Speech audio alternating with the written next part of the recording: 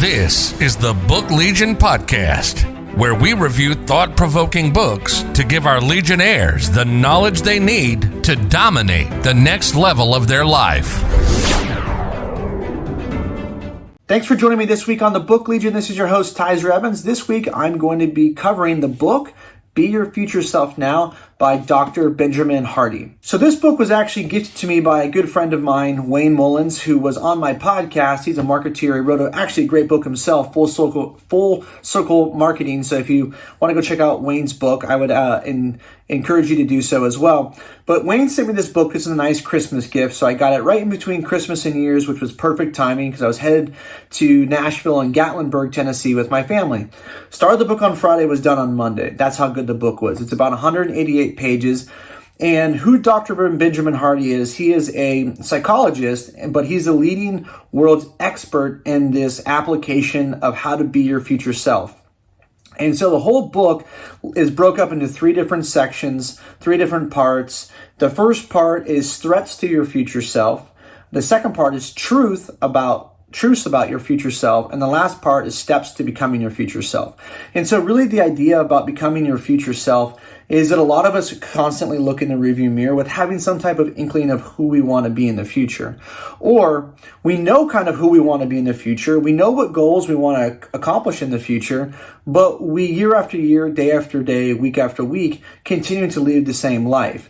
And so he really starts to look at this concept of how do you bring your future self to who you are right now? How do we expedite that process so you can 10x your goals in real time?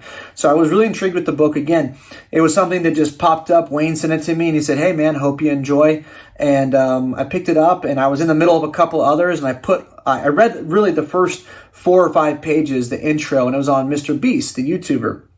And the intro just talks about how Mr. Beast, he was, I don't know what he was at the time, 15, 16 years old. And he made these YouTube videos to himself in the future about who he wanted to become. And basically he set them at, I think it was 6 months, 1 year, 3 years, and 5 years. And the videos were scheduled to play automatically. And at the time he had something like 1,000 YouTube subscribers. And he wanted to get to 8,000, or maybe it was at 8,000. He wanted to get to 20,000 in 6 months, right?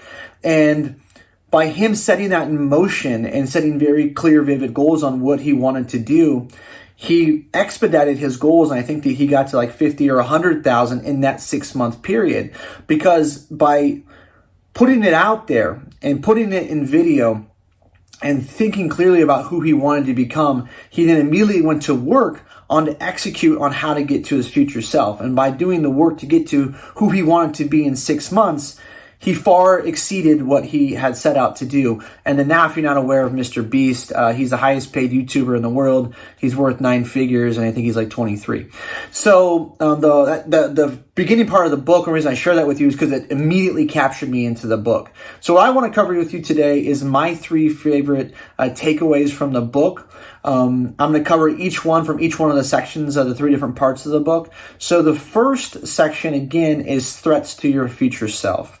And what I'm going to be talking to you about is threat number 6, which is not being in the arena. So in my office at work, I have Teddy Roosevelt's Man in the Arena quote, which you've never read the quote. It's actually on the very first page, consequently, of threat number 6 on page, I think it starts on page 46.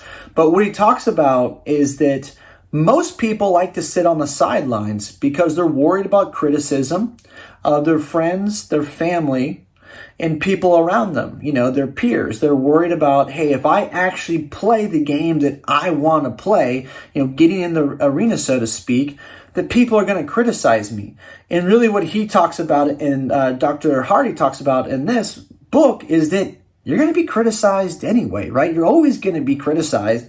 But by you sitting on the sidelines, you fail by default. Like, you don't even have a chance to get into the arena to fail, right? You just fail by default by not even trying to play the game. I think that's really the second point of this small section in the book as well, is that a lot of people, not only they're worried about criticism, but they're worried about failure.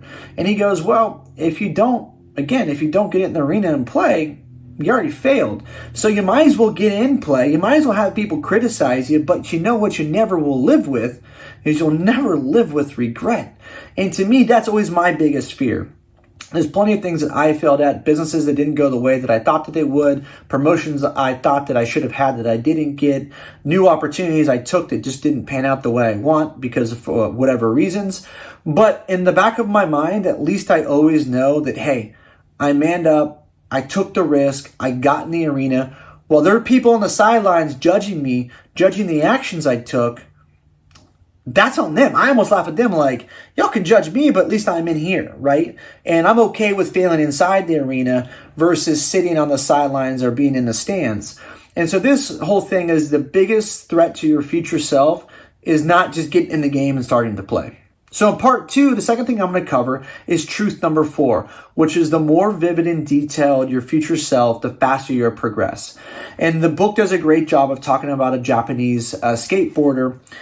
Here as the example, Yuto Horigami. Apologize if I completely butchered the name, but he was a kid that was a really good pro, excelled really quickly in Japan, came to the States because, we're the mecca of skateboarding, and was having subpar results. And so what he did is he went back and laid out a clearly defined plan, very vividly who he wanted to become and how he was going to become the best in the world, because that was the commitment he had made himself when he was in Japan. But he got here and he had to shift, and he got in the arena, which is first, like we just talked about, right? Now that he was in the arena, he wasn't having the success he wanted.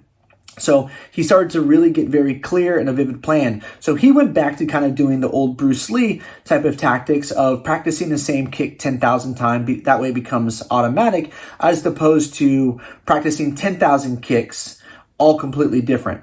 And so what he did is he drilled down on the fundamentals. He can measure it. He can measure his progress. He can measure getting better in real time, right? And then also he was taking a visualization practice of new tricks that he wanted to acquire. So in his mind, he was visualizing these new tricks, but he was taking the action steps to perfect the fundamentals. And this is what Coach Saban talks about, is you practice perfect. And I really love that quote. We practice perfect. Every play you practice perfect.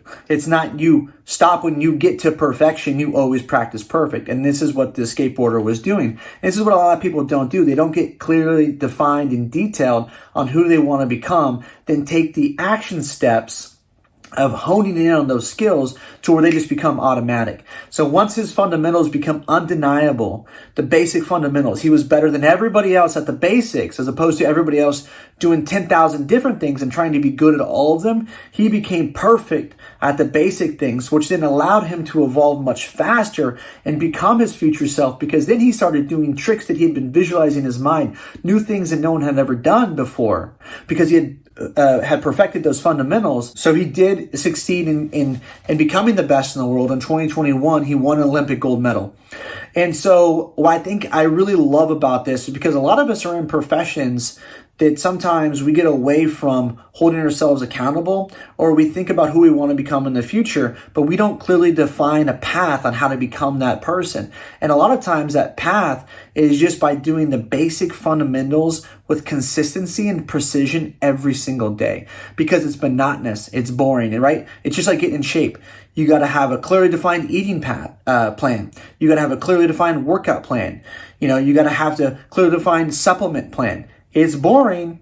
It's monotonous tracking your macros. It's monotonous getting in the gym every morning. It's monotonous putting in your calories every single day, taking your supplements 3 times a day. But to get the end result that you want, you have to do that. And if you aren't doing those things, like you can't get in shape if you're not counting your macros. If you're leaving your food to chance, then how can you ever have anything to measure, right? So it's all these things you have to be clearly defined and very vivid on who you want your future self to be, and then lay out a plan to get there. So the last part 3, steps for your future self, I'm going to cover number 6, which is schedule your future self. And this is what Mr. Beast did well. He had scheduled his future self in 6 months, a year, 3 years, and 5 years, I believe, right? And then he did what we just talked about in truth number 4. He clearly wrote it out. But what this really dives into about scheduling your future self and complements number 4, which complements actually the first thing we talked about. You got to be in the arena. You got to be clearly defined and vivid on who you want to become. But then you also have to be super conscious of the time that it's going to take to get there, but be conscious of how you're spending your time now, right? So, here's a great quote. Time is an indicator of your commitment. So if you say, hey, I want to be this person in 5 years from now, and this is what my life looks like, we write it out.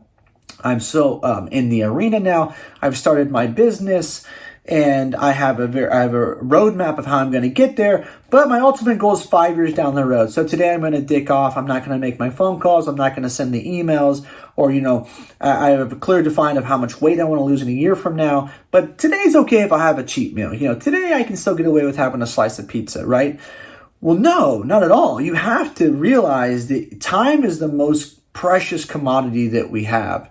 And most people don't really take this into account on a day-to-day basis. And what happens is they end up getting busy just by being busy. So you have to schedule in time around your future self. All of your activities that you're doing today should be geared towards becoming that person in the future. You can't continue to live as you were yesterday today, because if you do that, you'll get more of who you were yesterday, today, and tomorrow, right? So you have to start to living as the person you want to become in the future today. And this is really the whole premise of the book, is taking actionable steps and avoiding things that set you back of just being who you've always been, but really living like you are your future self now. And by doing that, you expedite hitting those goals in real time. And so I really love this, because oftentimes we get lost just in the monotony of life.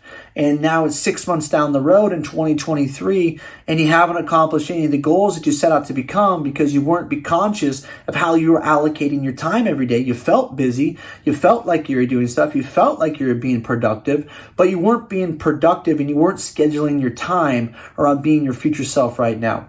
So I really encourage you to take account of your time. This is why it's good to have different benchmarks, check in to hold yourself accountable, because you can catch that faster if you're journaling every day and you're able to have some reflection time at every day and go, wow, what did I accomplish today? And was it aligned with who I want to become tomorrow, 1 year, 5 year, 10 years down the road?